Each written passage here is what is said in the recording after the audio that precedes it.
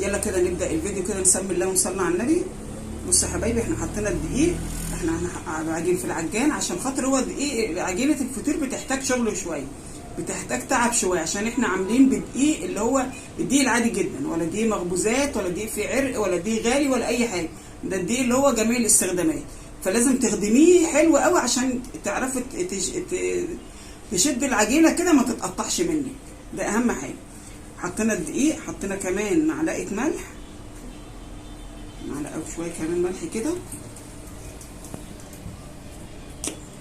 حطينا معلقه سكر بس كده تمام. كده العجينه بتاعت الفطير ما بتحتاجش اي حاجه تانية.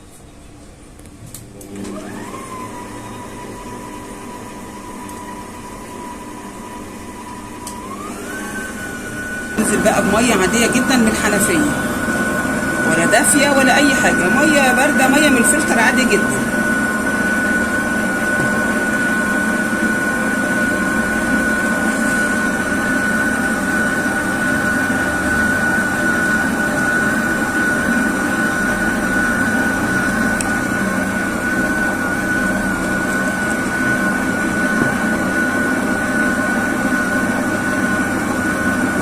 تشكل العجينه احنا بنحط ميه تقريبا، الكيلو الدقيق بياخد 4 كوبايات ميه، يعني كيلو الدقيق بياخد 4 كوبايات ميه يا جماعه.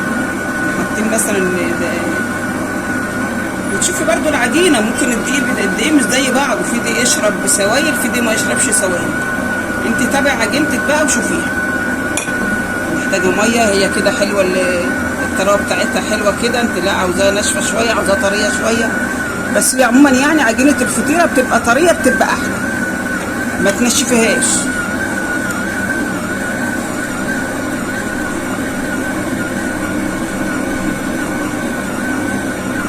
وبرده ما تخليهاش طريه يعني بتشر من ايدك، يعني لازم تكون معقوله وسط كده، حلوه العجينه تعرفي تتحكمي فيها. الفطير من اسهل الحاجات اللي تتعمل يا جماعه، ومكوناته سهله وبسيطه جدا جدا. والسمنه بقى بتاعتك انت، عاوزه تعملي بسمنه بلدي، عاوزه تعملي بخليط، عاوزه تعملي بنباتي، اللي انت عايزاه واللي انت مرتاحه له اعمليه. عاوزه تعجني بزبده، فطيره الزبده بتبقى جميله جدا، بتبقى فيها طراوه كده وبتبقى حلوه قوي. فطيره السمنه بتبقى جميله. بصي الاثنين ما بيختلفوش عن بعض، بس الفرق بقى بين سمنه بلدي وسمنه نباتي هي دي اللي بتفرق في طعم الفطير. اما تخلطي دي على دي هتبقى تحفه، تبقى جميله جدا، بتبقى ريحه البلدي غالبه على النباتي، بتديكي فطيره ولا احلى ولا اقرب، بتديكي فطيره جميله جدا. احنا كده نشوف العجينه كده عاوزه ميه تاني ولا كده تمام. بسم الله الرحمن الرحيم. لا كده العجينه بتاعتنا بسم الله ما شاء الله جميله جدا، بس عاوزه بقى تتخدم، بس مش عايزه حاجه تانية غير انها ايه، تتعجن كتير. احنا برضو ايه هنعجنها كده كده.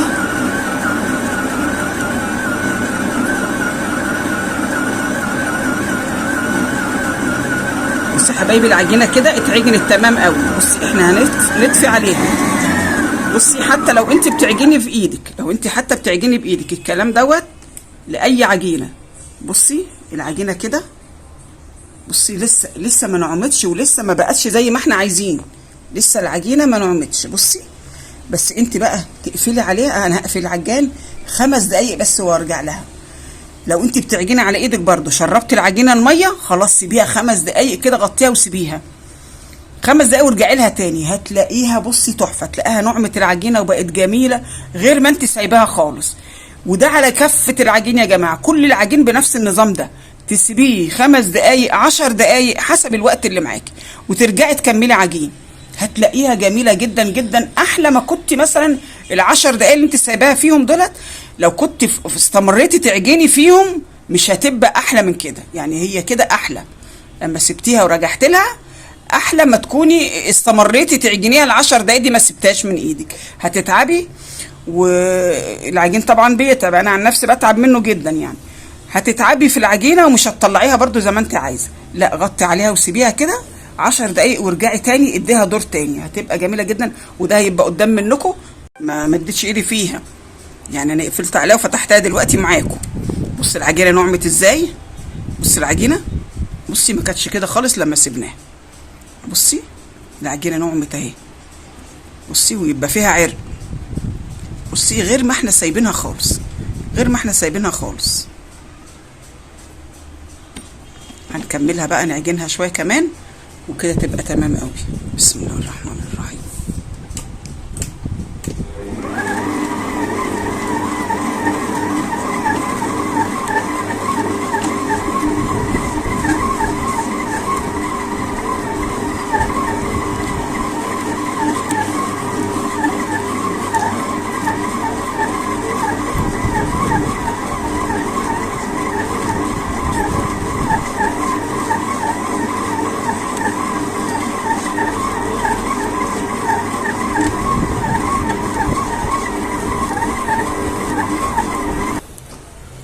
بص العجينه بقت ناعمه ازاي. هي دي عجينه الفطيره يا جماعه. بص فطيره، العجينه خدت راحتها قوي قوي، اتعجنت حلوه قوي قوي قوي. لازم تخدميها قوي قوي عشان تعرف بقى تنفع تتعمل فطير يعني. عشان زي ما قلت لكم ان الدقيق مش دقيق مخبوزات اصلا.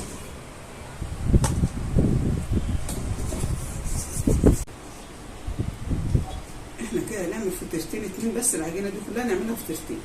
كل فطيره هنقسمها على 3. دي اسهل طريقه وابسط طريقه. هنقسم الفطيره كده. انا وزنت العجينه عشان يطلعوا ايه، هما دول التلاتة دول وزن ال3 دول.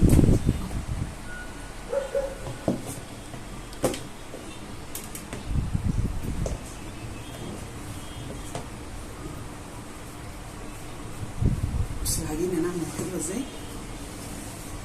بص العجينه مخدومه كويس قوي،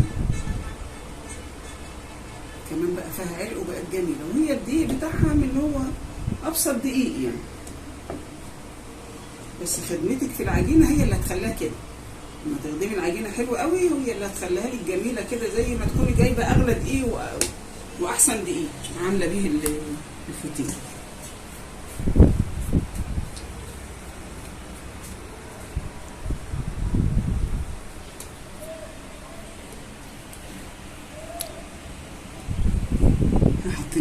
حاطين زيت في قعر مقطعين عليه الفطير.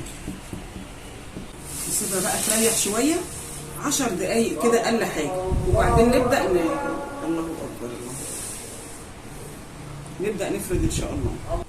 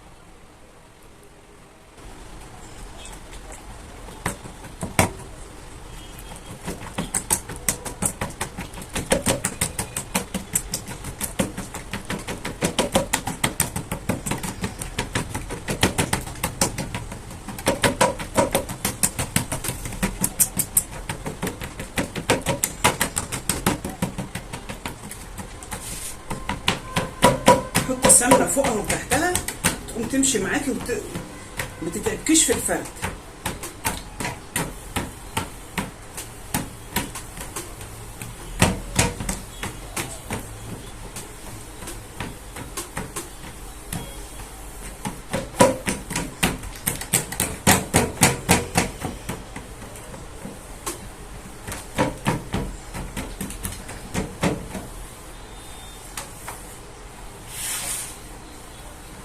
شوفوا بتشد معانا وجميله ازاي. دقيق عادي يا جماعه، ولا دقيق مخبوزات ولا دقيق فطير ولا اي حاجه، بس احنا عجناها خدمناها كويس وكمان ريحناها كويس. يعني لو اتقطعت منك مره ولا حاجه عادي مفيش مشكله، يعني بتبقى احلى دقيق وبتتقطع برضو.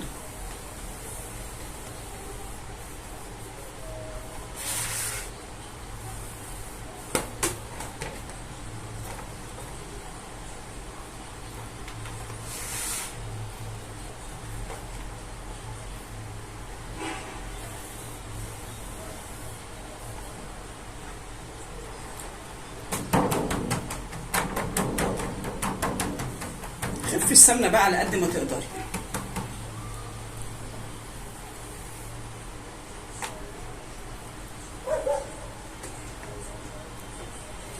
شد الحروف كده، ما تخليش في الحروف حرف كده ابدا. لو لقيت الحرف ما انتش عارفه تشديه ومش عارفه ترقيه، شيليه خالص كده، شديه خالص. بص انا بشد الفطيره حتى بعد ما تنيناها بنشدها برضه.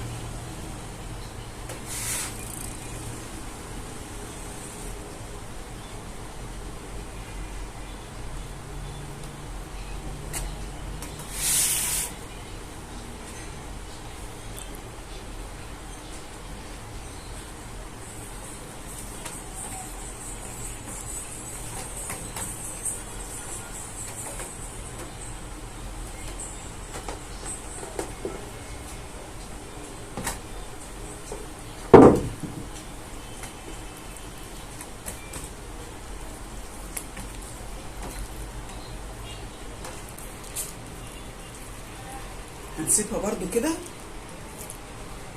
ترتاح اقل حاجه ربع ساعه، اقل حاجه ترتاح ربع ساعه عشان تعرفي تفرديها بقى كده وتملى معاكي الصينيه اللي تغمسي فيها. احنا عاملين فطيره كبيره لازم ترتاح وتفرد تملى الصينيه اللي هنغمس فيها.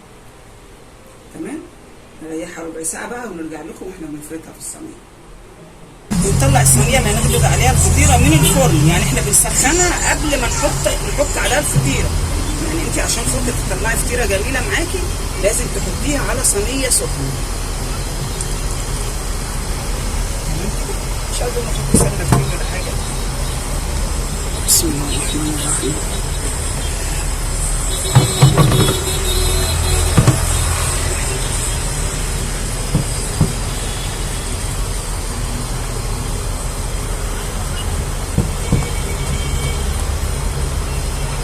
حبايبي الفطيره مليانه هوا ازاي واتفردت معانا بسرعه ازاي عشان احنا ريحناها. لو ما ريحتهاش ما تعرفيش تفرديها ابدا كده وما تجيش معاكي زي ما انت عايزه ابدا.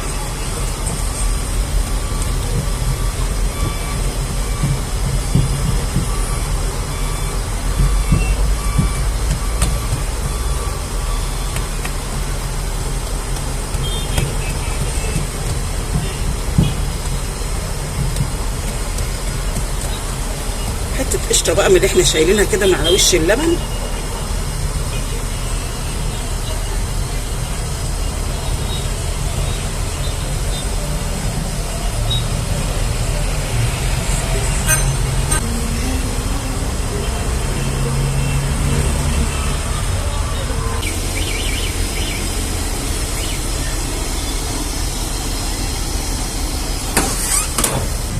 انت بقى ما عندكيش فرن انبوب، وكتير من الناس ما عندهمش فرن انبوب، هتعملي فرن البوتاجاز عادي جدا.